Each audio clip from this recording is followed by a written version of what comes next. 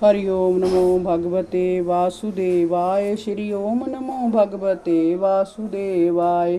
19वां अध्याय सरकंडों की अगन से गौओं और ग्वाल वालों की रक्षा।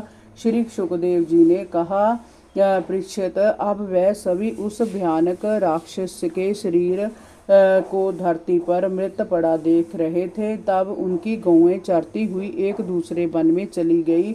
वह वन भीषण गर्मी के कारण सूख गया था। पानी की तलाश में वह आग बढ़ती रही। चलते चलते वह सरकंडों के एक वन में पहुंच गई। इधर जब ग्वालों ने गौओं को नहीं देखा तो वह भी उन्हें खोजने उनके खुरों के चिन्हों को देखते हुए उनकी ओर बढ़ने लगे। आगे जाकर उन्होंने देखा कि उनकी गौएं सरकंडों के वन में घुसी हुई रास्ता तलाश करने के लिए ढकरा रही है।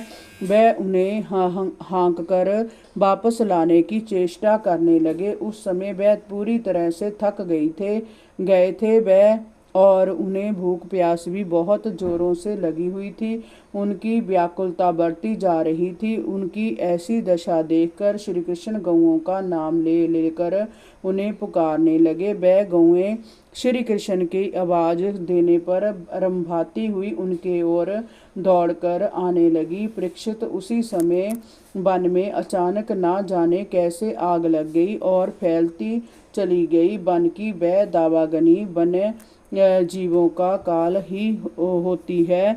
तभी जोर से आंधी भी चलने लगी। उस आंधी ने अगन को और भी तेजी से भड़का दिया। वह प्रचंड होती अगन वन के जीवों को जलाने लगी। वन के पशु अपनी अपनी जान बचाने के लिए बाहर की ओर भागने लगे। उनमें ग्वाल वालों की गौएं भी थी। जब ग्वालों और गौओं ने देखा कि वन की इस भयानक आग से बचना मुश्किल है और जय तेज गति से उनकी ओर चली आ रही है, तो वह भयभीत हो उठे। जैसे मृत्यु के निकट आने पर जीव परमात्मा की शरण में जाता है, वैसे ही वह सभी ग्वाल वाल भगवान श्री कृष्ण और बलराम जी की शरण में जा पहुँचे और बोले, प्रिय कान्हा, प्रिय दाऊ, हम तुम्हारी शरण में हैं। जय दावानल हमें जला रहा है, तुम हमें इससे बचाओ। हे कृष्ण, हे दाऊ, आप ही हमारे रक्षक हैं, आप ही हमारे भाई बंधु हैं। आप हमें बचाओ, हमें केवल आपके ऊपर ही भरोसा है। आप ही हमें इस विपत से बचा सकते हैं। परीक्षित, अपने सखा ग्वाल वालों की पुकार सुनकर भगवान श्री कृष्ण ने कहा, मित्रों, डरो मत। हरि ओम नमो भगवते वासुदेवाय।